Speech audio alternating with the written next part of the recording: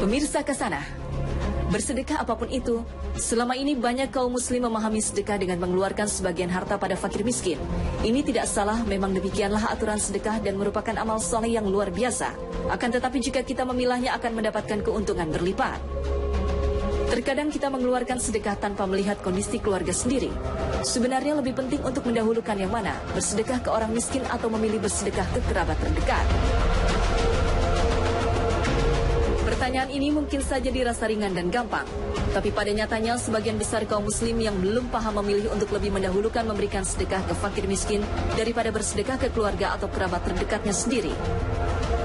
Tiap-tiap perintah sedekah serta infak yang ada pada Al-Quran senantiasa menyebutkan yang mula-mula kali disebutkan untuk bersedekah ke kerabat terdekat. Seperti yang dijabarkan pada ayat Al-Quran berikut ini. Dan memberikan harta yang dirinya cintai pada karib kerabat. Quran Surat Al-Baqarah 177. Dan berikanlah ke karib kerabat akan haknya dan orang miskin. Quran Surat Al-Isra 26. Tidak sedikit ayat-ayat lain dalam Al-Quran yang bernada sama dengan ayat-ayat tersebut. Apabila dicermati ada pesan yang teramat mutlak agar kita amalkan, yaitu mendahulukan kerabat terdekat alias orang terdekat kita untuk diberikan infak atau sedekah, serta berbagai wujud amal kebaikan lainnya.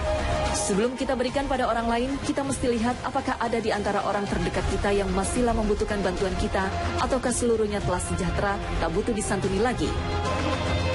Teramat miris jikalau satu orang mempunyai harta yang berlimpah sehingga dirinya dapat menyantuni orang lain dan dirinya amat peduli dengan permasalahan sosial yang ada di lingkungan dirinya, sangat gampang berikan sedekah ke fakir miskin, anak yatim, serta beraneka wujud amal sosial yang lain. Namun sayang beribu sayang dirinya teramat cuek serta pelit pada saudara kandungnya sendiri. Mungkin dirinya merasa pemberian dirinya ke keluarga serta kerabat terdekatnya tak akan memperoleh imbalan pahala. Sesungguhnya itulah yang lebih besar imbalan pahalanya di mata Allah. Makanya pemahaman seperti ini perlu diluruskan. Bukankah sangat memilukan kalau seseorang tinggal di hunian yang bagai istana, sedangkan di saat yang sama saudara atau kerabat kandungnya tinggal di hunian teramat sederhana sekali? Bukankah kita akan mengernyitkan alis kala ada seorang yang memiliki harta berlimpah, keluar dari sebuah mobil mewah, lalu seorang ajudan membukakan pintu untuknya, berpindah dari sebuah gedung megah nan mewah ke gedung megah nan mewah berikutnya.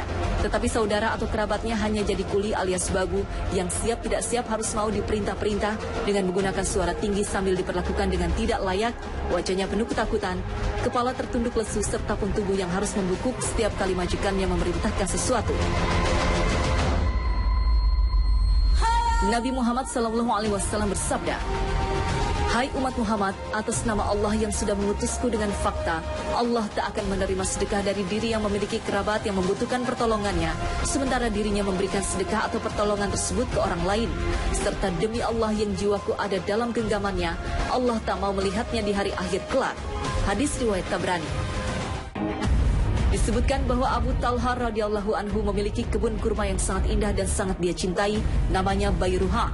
Ketika turun ayat, "Kamu sekali-kali tidak sampai kepada kebajikan yang sempurna sebelum kamu menafkahkan sebagian harta yang kamu cintai." Quran Surat Ali Imran 92. Maka Abu Talha mendatangi Rasulullah SAW dan mengatakan bahwa Bayruha diserahkan kepada beliau untuk dimanfaatkan sesuai kehendak beliau. Rasulullah SAW menyarankan agar ia membagikan Bayruha kepada kerabatnya.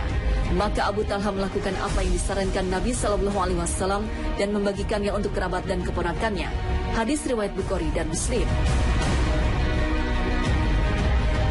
Rasulullah SAW juga bersabda, "Bersedekah kepada orang miskin adalah satu sedekah dan kepada kerabat ada dua kebaikan, sedekah dan silaturahim."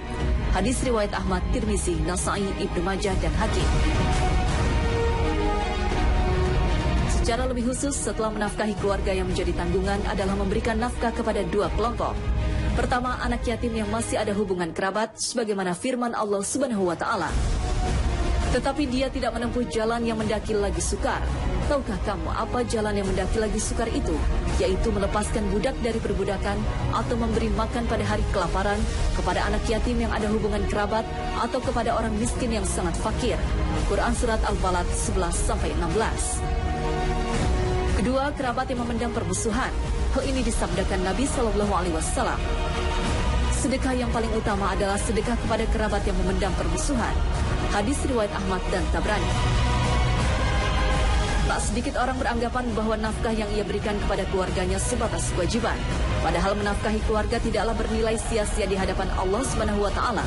Bahkan nafkah itu terhitung sebagai amalan sedekahnya, sebagaimana hadis Abu Mas'ud Al-Ansari radhiyallahu anhu dari Nabi sallallahu alaihi wasallam, beliau bersabda, apabila seorang muslim memberi nafkah kepada keluarganya dan dia mengharapkan pahala dengannya, maka nafkah tadi teranggap sebagai sedekahnya.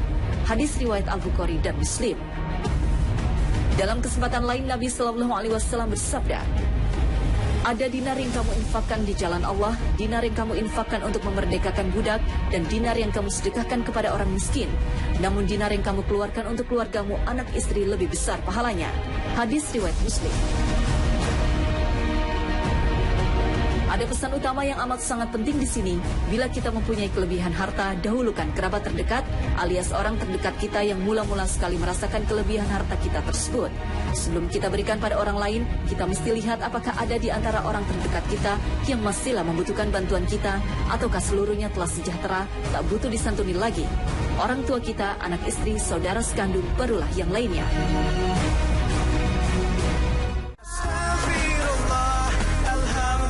Rasul Sallallahu Alaihi Wasallam bersabda, sedekah yang terbaik adalah yang dikeluarkan selebih keperluan dan mulailah dari orang yang kamu tanggung.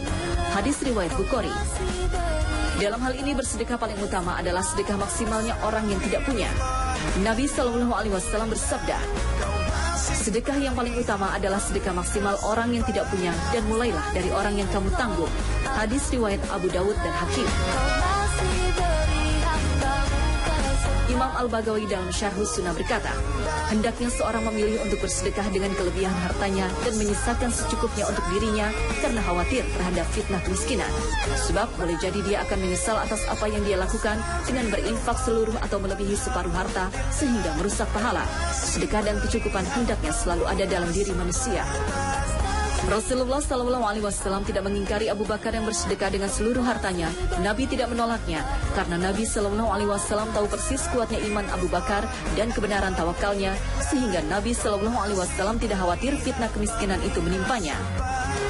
Sementara itu Nabi Sallallahu Alaihi Wasallam khawatir terhadap selain Abu Bakar. Bersedekah dalam kondisi keluarga sangat butuh dan kekurangan atau dalam keadaan menanggung banyak utang bukanlah sesuatu yang dikehendaki dari sedekah itu. Karena membayar hutang dan memberi nafkah keluarga atau diri sendiri yang memang butuh adalah lebih utama. Kecuali jika memang dirinya sanggup untuk bersabar dan membiarkan dirinya mengalah meskipun sebenarnya membutuhkan, sebagaimana yang dilakukan Abu Bakar dan Itsar, mendahulukan orang lain yang dilakukan kaum Ansor terhadap kaum Muhajirin. Oleh karena itu, para ulama mensyaratkan bolehnya bersedekah dengan semua harta apabila orang yang bersedekah kuat, mampu berusaha, bersabar, tidak berhutang, dan tidak ada orang yang wajib dinafkahi di sisinya. Ketika syarat-syarat ini tidak ada, maka bersedekah ketika itu adalah makruh. Nah pemirsa, sampai di sini akhir perjumpaan kita. Terima kasih atas perhatian Anda. Wassalamualaikum warahmatullahi wabarakatuh.